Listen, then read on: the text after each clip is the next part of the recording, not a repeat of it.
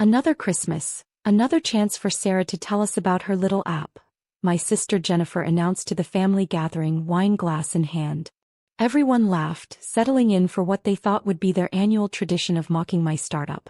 If only they knew I was here to buy the company they all worked for. How many users do you have now? My brother-in-law Mark asked with fake interest. Dozens. I took a sip of wine, hiding my smile. About 50 million active daily users, actually. They laughed harder. Of course they did. To them, I was still the family disappointment who'd quit her real job at their precious Anderson Financial 3 years ago to build a fintech app. 50 million. Jennifer snorted. That's more than Anderson Financial's entire client base. Is it? I asked innocently, knowing exactly how many clients Anderson Financial had. I'd seen all their numbers during the due diligence process. My father, executive VP at Anderson, shook his head. Honey, maybe it's time to be realistic. There's still an opening in our marketing department. Pass, I said, checking my phone. My assistant had just texted, acquisition papers ready. Board meeting scheduled for tomorrow morning. Jennifer peered over my shoulder. More app updates? Or are you finally updating your resume? I locked my screen before she could see the message from my lawyers confirming the hostile takeover details. Something like that. The family gathering continued its usual pattern. Jennifer bragging about her corner office at Anderson. Mark talking about his latest promotion. Dad discussing the company's bright future. None of them had noticed that Anderson Financial stock had been quietly declining for months. None of them had realized that my little app, FinFlow, had been eating into their market share, stealing their younger clients with our superior technology. And none of them had any idea that tomorrow, I would walk into their board meeting not as the family disappointment, but as the CEO of the company buying them out. My phone buzzed again, another text from my assistant. Their board doesn't suspect anything. Still think they're meeting with anonymous investors. Perfect. Sarah, Mom called from the kitchen. Are you sure you don't want to reconsider Dad's offer? The marketing position comes with benefits. I have benefits, I said quietly. Really good ones, actually. Being a billionaire tech CEO had its perks. Food stamps don't count, Jennifer quipped, causing another round of laughter. I stood up, gathering my coat. I should go. Big day tomorrow. Oh. Mark raised an eyebrow. Finally got a real job interview? Something like that, I smiled. Actually, I have a meeting at Anderson Financial. Dad frowned. I haven't heard about any meetings tomorrow except the board meeting with those major investors. Exactly, I said, heading for the door. By the way, how's the company's tech integration going? Still running on that legacy system from 2010? Before they could answer, I was gone. Tomorrow they'd understand exactly what my little app had become. And exactly who those anonymous investors were. I got into my Tesla, which they thought was a rental, and called my assistant. Is everything ready for tomorrow? Yes, Ms. Chin. The acquisition papers are prepared, and security has your private elevator access set up. Perfect. I smiled, thinking of Jennifer's corner office. And the org chart changes? Ready to be implemented immediately after signing. Would you like me to prepare termination papers for any specific executives? I thought about Mark's smugness, Jennifer's mockery, Dad's dismissal of my dreams. No, I said finally. Let them keep their jobs. For now. I want them to work for me. Sometimes revenge isn't about firing people. Sometimes it's about becoming their boss. Tomorrow, the family that had laughed at my startup would learn exactly what I'd built while they weren't paying attention. And their faces would be priceless. The Anderson Financial boardroom fell silent as I walked in. Gone was my casual Christmas dinner attire, replaced by a power suit that cost more than Jennifer's monthly salary. My assistant followed with the acquisition papers while my legal team filed in behind us. Miss Chin, the board chairman stuttered, You're the anonymous investor? Surprise, I smiled, taking my seat at the head of the table. Dad's usual spot, though he wasn't here yet. Neither were Jennifer or Mark. They weren't high enough in the hierarchy to attend board meetings. But you're... Another board member started. The CEO of FinFlow? I finished for him. The little app that's been stealing your market share for the past year? Yes, that's me. I pulled up our presentation on the boardroom's outdated projector system. Let's talk about why Anderson Financial is worth more as part of FinFlow than as our competition. The elevator chimed and Dad walked in, freezing mid-step when he saw me. Sarah? What are you? Buying your company, I said calmly. Take a seat, Dad. You'll want to hear this. He sank into a chair, looking shell-shocked as I began my presentation. Anderson Financial's market value has dropped 40% in the past year.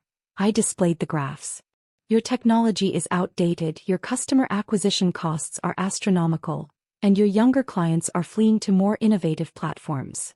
Like yours, the chairman said quietly. Like mine, I agreed. FinFlow processes more transactions in a day than Anderson does in a month. Our AI-driven investment algorithms have outperformed your human advisors by 300%. And our operating costs are 1/10 of yours. My phone buzzed. Jennifer calling. News must have reached the lower floors. The choice is simple, I continued, ignoring the call. Accept our offer or watch your company become irrelevant within 5 years. This is absurd, Dad finally found his voice. You can't just what? I turned to him. Build a better company? Create superior technology? Or prove that your dismissal of my little app was the biggest mistake of your career? The boardroom doors burst open as Jennifer and Mark rushed in, clearly having overridden security protocols. What's going on? Jennifer demanded. There's a rumor that FinFlow is. She stopped short, seeing me at the head of the table. Perfect timing, I smiled. We were just discussing the new organizational structure. You might want to hear this, considering you both work here. Mark's face went pale. You're the one buying us? Already bought you, actually. I nodded to my lawyers, who began distributing the signed papers. The board approved the sale 10 minutes ago. They were just about to inform the staff. Jennifer collapsed into a chair. This is a joke. It has to be. Like my little app? I pulled up FinFlow's financial statements. The one you laughed at last night? The one that's now worth 30 times Anderson Financial's market cap. Dad stared at the numbers in disbelief. All this time I was building something revolutionary while you were all mocking my choices, I confirmed. Funny how that worked out. I stood up, smoothing my suit. Now, about those organizational changes. Jennifer, you can keep your corner office. For now. Though you might want to update your resume, we'll be modernizing that department soon. And me? Mark asked weakly. You'll report to my VP of sales. The one who's 25 and grew up coding. I'm sure you'll have lots to learn from her. My assistant appeared with more papers. The press release is ready, Ms. Chen. And the all-staff email announcing the acquisition is drafted. Send it, I said, watching my family's faces. Oh, and add a personal note to the Anderson family members. Something about the benefits of supporting innovative startups. Jennifer's phone pinged with the email. She read it, then looked up at me with new eyes. You're worth more money than this building, I finished for her. More than Anderson Financial made in its best year. More than Dad's entire retirement fund. I gathered my things, preparing to leave. By the way, about that marketing position you offered me, I think I'll pass. But feel free to apply for our open positions. We're always looking for people willing to learn new technologies. As I walked out, Dad called after me, Sarah, wait. I turned back one last time. Save it for the next staff meeting, Dad. I'll be your boss then. The elevator doors closed on their stunned faces. My assistant showed me my schedule. Press conferences, integration meetings, and a dinner reservation at the same restaurant where they'd mocked my startup idea 3 years ago. Sometimes the best revenge isn't just proving them wrong, it's becoming their boss and making them adapt to the future they laughed at. I smiled, thinking of Jennifer's face when she realized her little sister now owned her company. Time to show them what a little app could really do. 1 month after the acquisition, I stood in Anderson Financial's renovated lobby, watching the installation of FinFlow's sleek digital displays over the old-school mahogany paneling. The transformation was more than cosmetic. It was a statement about the future. Ms. Chen. My assistant appeared with the morning reports. The latest user migration numbers are in. 90% of Anderson's clients have switched to the FinFlow platform. And the holdouts? Mostly your father's long-term clients. Still resistant to the app thing, as they call it. I smiled, remembering Dad's Christmas dinner mockery. Now he spent his days teaching those same clients how to use our technology. Quite a change from his executive VP status. The elevator opened and Jennifer hurried out, clutching her new company laptop like a lifeline. She'd spent the past month in intensive training, learning our systems alongside entry-level employees. "Sarah," she called, then caught herself. "I mean, Ms. Chin. Do you have a moment? Having trouble with the new CRM system?" I asked, knowing she was. Our monitoring showed she'd failed the basic proficiency test twice. "It's just different," she struggled to find diplomatic words. "More complex than our old methods." "You mean more efficient," I corrected her. "Like that little app you used to laugh at." Before she could respond, Mark rushed up, looking harried. "Sir, Ms. Chin, about the sales presentation. The one where you have to demonstrate our AI-driven investment algorithms?" I raised an eyebrow. "The technology you said would never catch on?" He flushed. "I'm having some technical difficulties. I noticed. Your performance metrics are in the bottom 10%. Not the kind of numbers we keep around at FinFlow." The color drained from his face. "Are you saying?" "I'm saying adapt or find a new job," I said firmly. FinFlow doesn't run on golf games and handshake deals. We run on innovation, efficiency, and results. My phone buzzed, Dad requesting another meeting. Probably to argue again about keeping some of the old systems in place. As if Anderson's outdated technology was worth preserving. "Miss Chin." My assistant appeared again. "The global team meeting is starting. They're waiting for you in the virtual conference room." I nodded, turning back to Jennifer and Mark.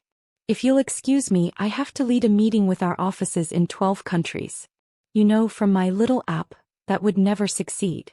As I walked away, I heard Jennifer whisper to Mark, "Did you see the news? Forbes just valued FinFlow at $40 billion.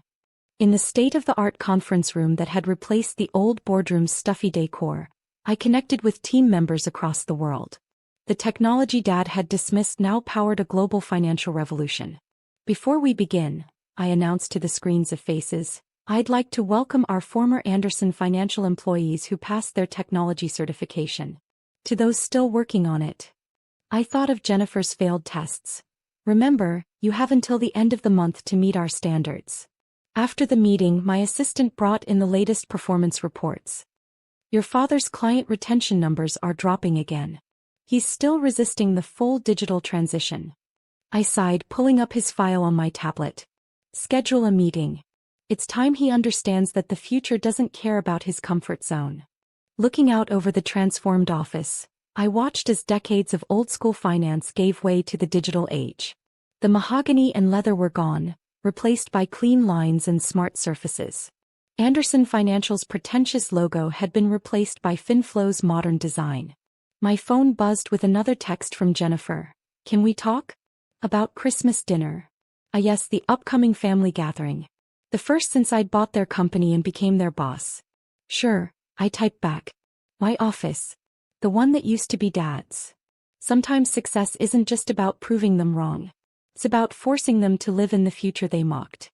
I turned back to my screens, watching as millions of transactions flowed through my little app that would never succeed. Below, Jennifer and Mark struggled with technology that their entry-level colleagues mastered easily. And somewhere in the building, Dad was finally learning that golf games couldn't compete with algorithms. The revolution they'd laughed at had arrived. And I was leading it,